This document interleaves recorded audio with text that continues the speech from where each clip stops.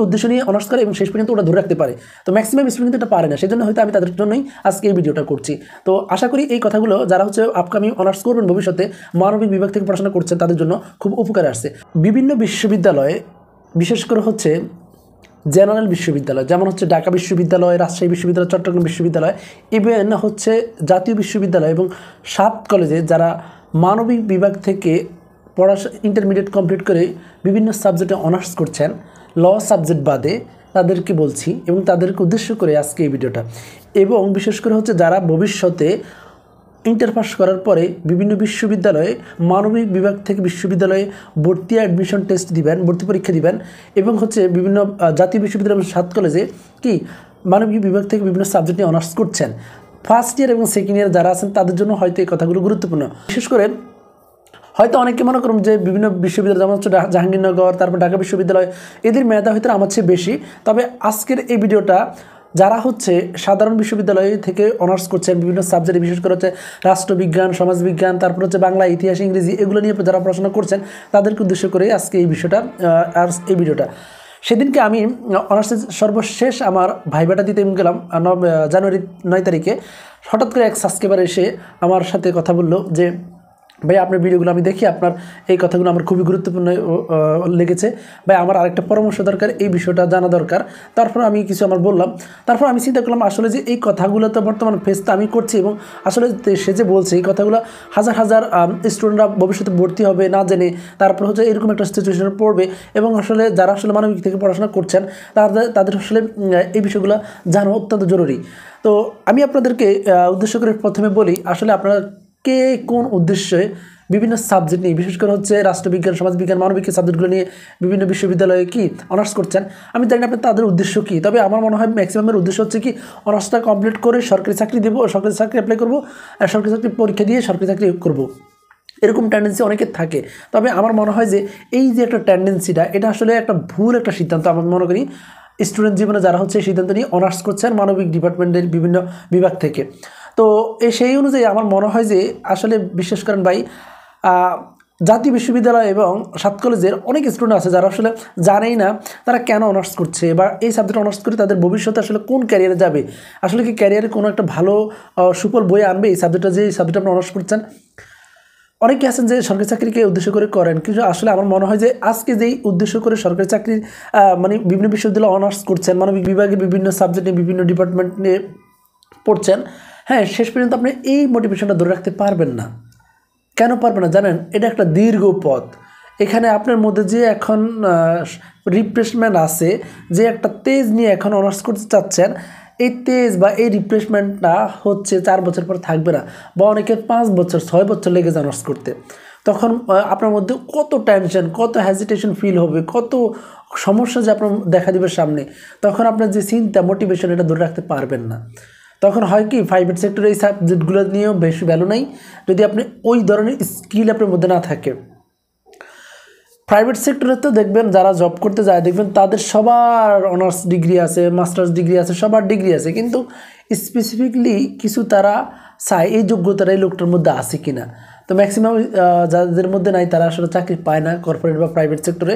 সেক্ষেত্রে আমার মনে হয় যে আপনারা এমন একটা সাবজেক্ট নিয়ে পড়াশোনা করেন যে সাবজেক্টটা হচ্ছে সরকারি চাকরি যদি না হয় বা প্রাইভেট চাকরি যদি না হয়, আমি এমন একটা কিছু করব এই সাবজেক্টটা দিয়ে আমি আমার এখান থেকে রিজিকের বা জীবিকা নির্বাহ করতে পারবো।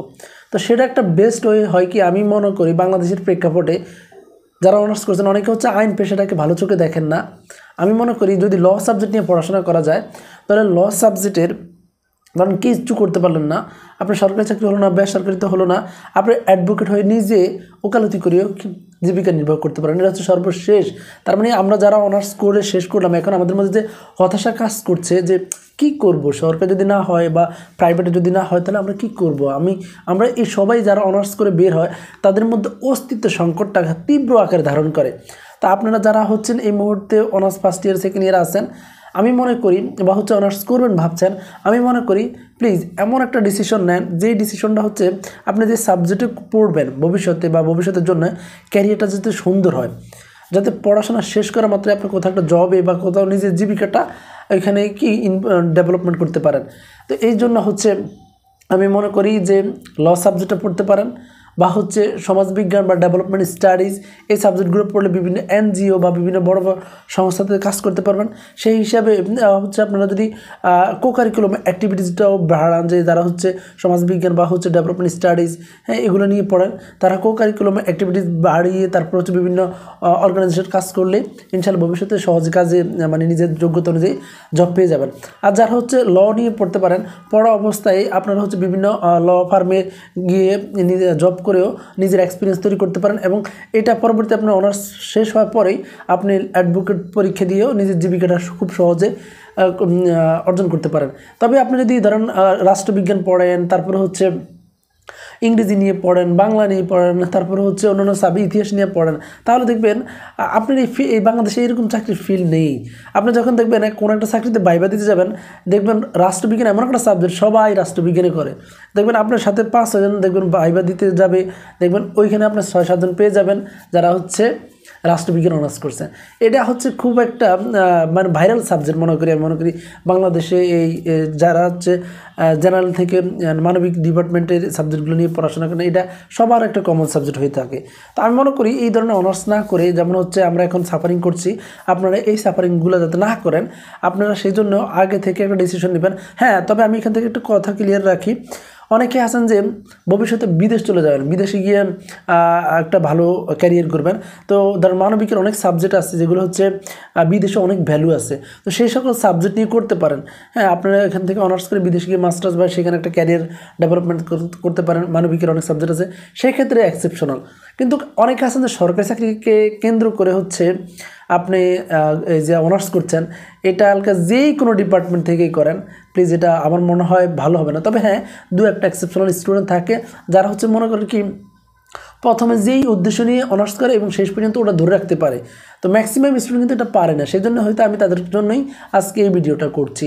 তো আশা করি এই কথাগুলো যারা হচ্ছে আপকামিং অনার্স করবেন ভবিষ্যতে, মানবিক বিভাগ থেকে পড়াশোনা করছেন, তাদের জন্য খুব উপকারে আসছে। আর আমি আমার দৃষ্টিকোণ থেকে কথাগুলো বলছি, তবে নিজের দিক, নিজের পারিপার্শ্বিক অবস্থার উপরে যাচাই করে অনার্স করবেন, কারণ বাংলাদেশের বাস্তবতা খুবই কঠিন, চরম কঠিন।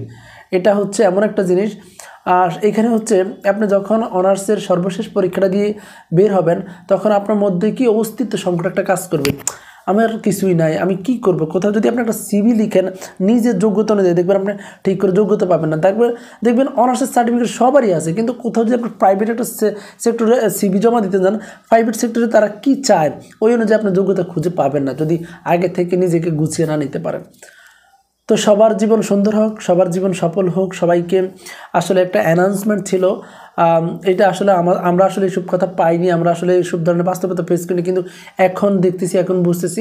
সেই অনুযায়ী আমার মনে হয় যে এরকম একটা বার্তা যদি সকল যারা হচ্ছে নতুন স্টুডেন্ট আছেন, যারা বিভিন্ন বিশ্ববিদ্যালয় ছোটাছুটি করবেন, পাবলিক বিশ্ববিদ্যালয় বলেন, প্রাইভেট বিশ্ববিদ্যালয় বলেন, তারপর হচ্ছে জাতীয় বিশ্ববিদ্যালয় 7 কলেজে ছোটাছুটি করবেন অনার্স করার জন্য, আমার মনে হয় ভেবেচিন্তে অনার্স করাই উচিত।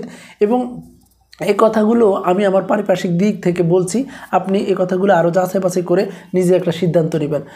তো আশা করি সবার জীবন সুন্দর হবে। এ পর্যন্ত সবাই ভালো থাকবেন, সুস্থ থাকবেন। আসসালামু আলাইকুম।